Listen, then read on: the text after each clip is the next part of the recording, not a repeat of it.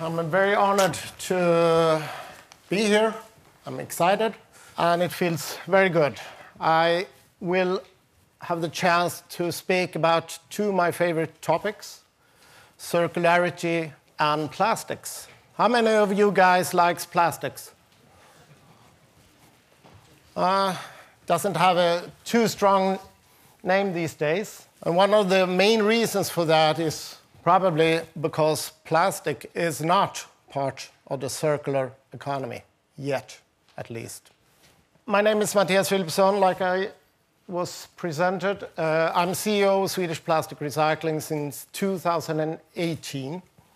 And I'm also a member of a group called the Delegation for Circular Economy. We were appointed by the government, and our mission is to basically give advice to the government how to implement laws, regulations, and other things that could push Sweden towards a circular economy in a faster way. I'm very honored about that. Let's see which button. So the topic of today, circularity, next manufacturing challenges. And I know you guys are from the industry, from the real life, and that's what makes this even more interesting and exciting. My big presentation is basically how we solve the plastic recycling paradox. And what do I mean with plastic paradox? Well, as you know, there's a lot of plastics in society. This is made out of plastics. Your mobile phones are made of plastics. I just heard that my Volvo contains 400 kilograms of plastics, etc., etc. Every day in life, you meet plastics. When you go to the grocery store, you probably buy some food. It's in a plastic packaging. Still, I think many of you guys don't find recycled plastics as a raw material. So why is that? I'm going to tell you why is that, and I'm going to tell you also why is it quite expensive. Does it have to be that expensive? Now everybody is starting to look. Good. Just a short, who am I, what am I doing? Swedish Plastic Recycling was established in 2018. I'm the second employee. Now we are 80, and at the end of the year, we will be probably about 100. We had a revenue of 1 billion Swedish crowns last year, and we have 8,500 Swedish customers, companies. All those companies has a producer responsibility. That basically means if they are placing something or selling a packaging on the market, they have the responsibility to, one, collect it, two, recycle it. And actually those 8,500 companies, they actually also owns Swedish Plastic Recycling. So we are a non-profit company trying to give as much collection and recycling as possible to our customers. Last year, we became a Gazelle company, and not only that, we became the Impact Gazelle, basically meaning that we're the company that had the most positive impact on a big societal question. That is very, very nice for us, that people actually see what we are trying to achieve and do. We have the sorting plant in Motala, and the reason for that is that from a logistical point of view, it's quite well situated because we collect plastic packaging from all over Sweden. The second reason why we are in Motala is that there were some houses available for us to move in. So how do they measure our success? We are measuring by recycling rates. That basically means how much is the Swedish companies putting on the market and how much am I able to actually recycle. And the targets for EU is until 2025, 50% recycling. And in 2030, 55%. Our figures for Sweden right now is 34% for plastic packaging. So we have 2.5 years to improve about 16%. That's quite a lot. Not only that, there's a lot of things happening regarding plastics in the EU. Never before in the history of the EU, so many legislation towards a certain problem has been adopted. And in 2030, each packaging that is being put on the market shall contain recycled content. This is a huge and very, very strong driver. Because when we are talking about household packaging, only 19% is today being recycled.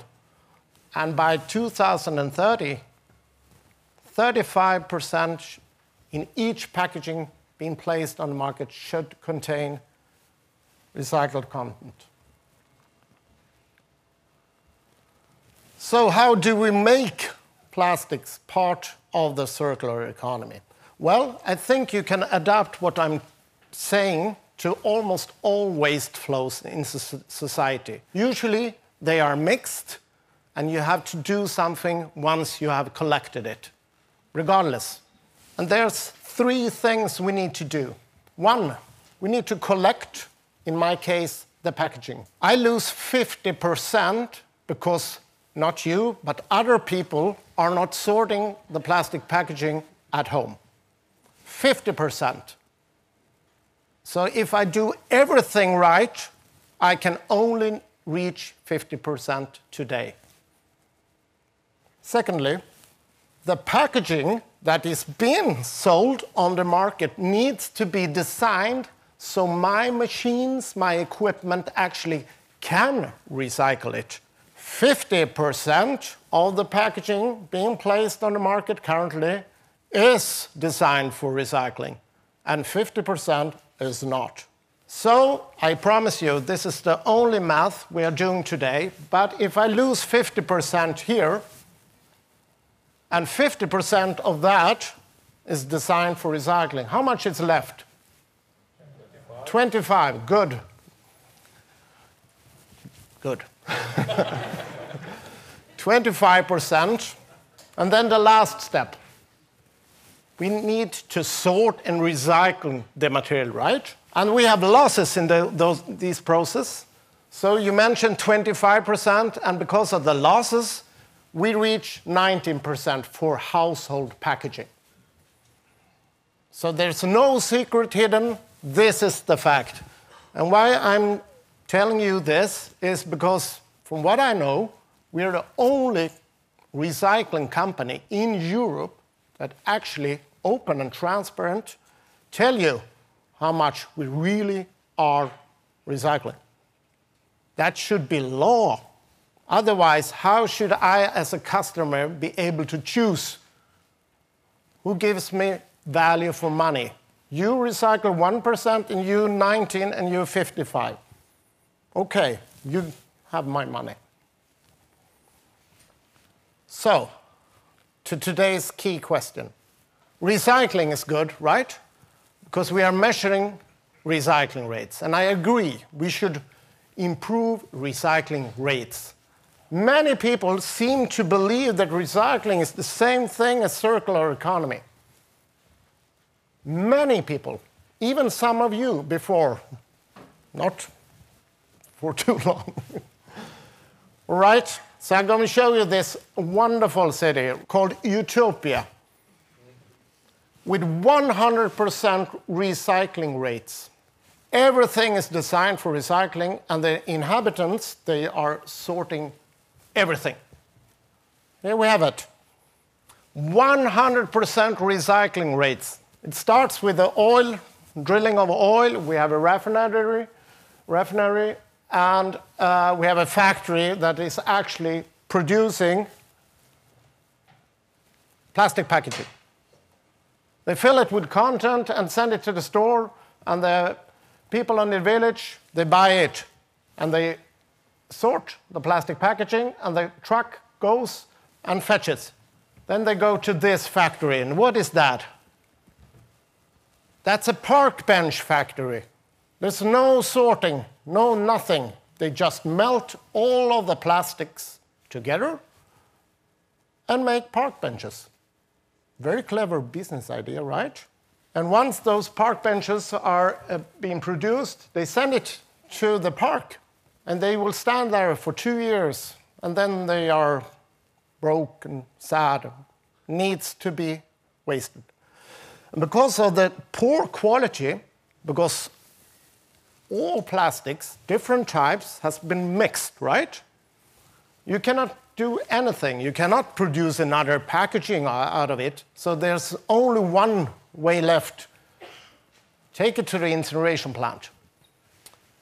As you can see from this, everything is recycled, but no one wants to live in this society because it's 100% linear, right?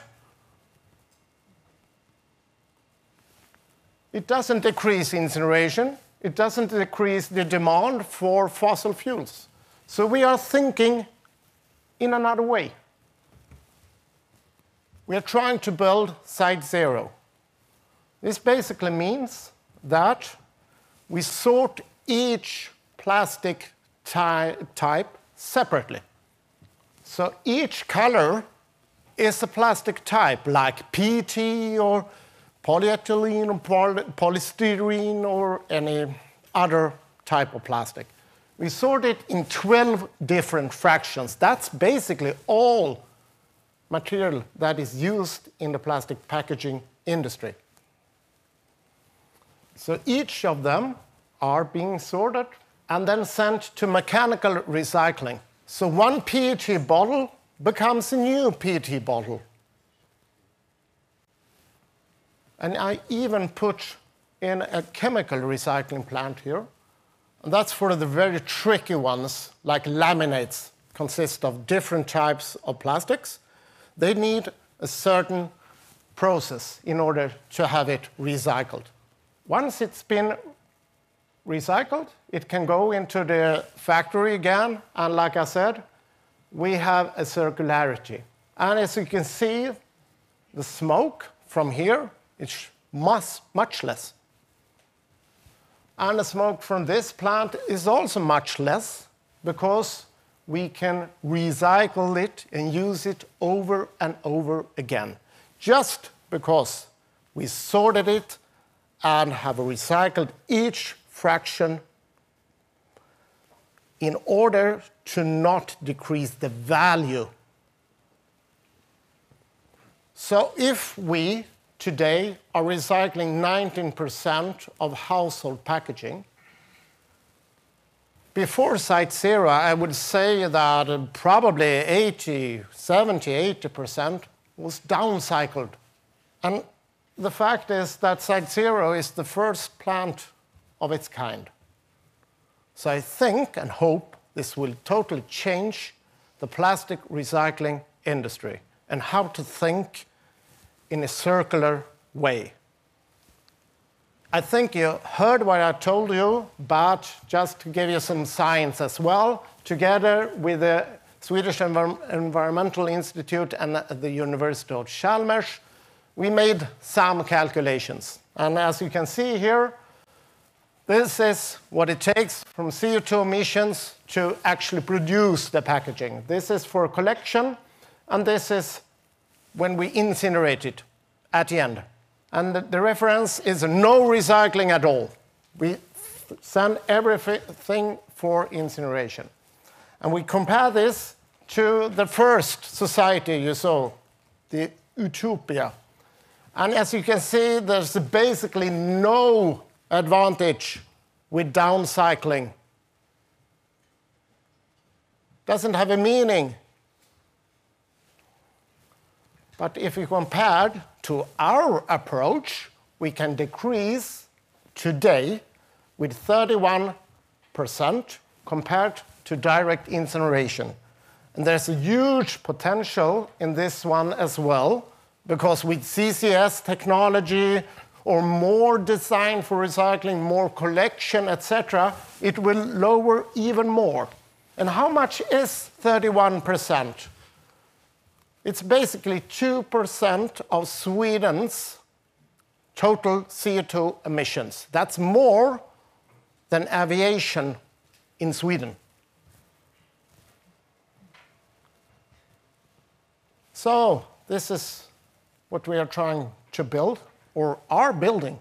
We are doing trials at the moment, and I think we broke the world record last week, because TOMRA, the providers of the sensors, had never seen such efficiency and quality.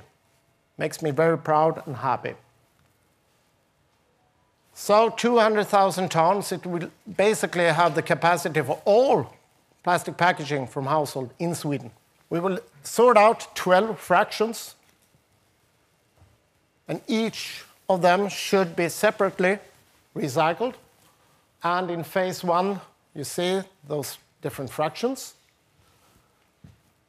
And in the first step, we will have one fraction that is actually containing those laminates I told you about. At the moment, we can only make park benches out of that, but in the second phase, we will hopefully send it to Borealis on the west coast in order to have it chemically recycled. And of course, as a responsible company, we also, I think in the future, have to produce our own energy. And with 85,000 square meters of flat roof, you have to look at this possibility of solar power.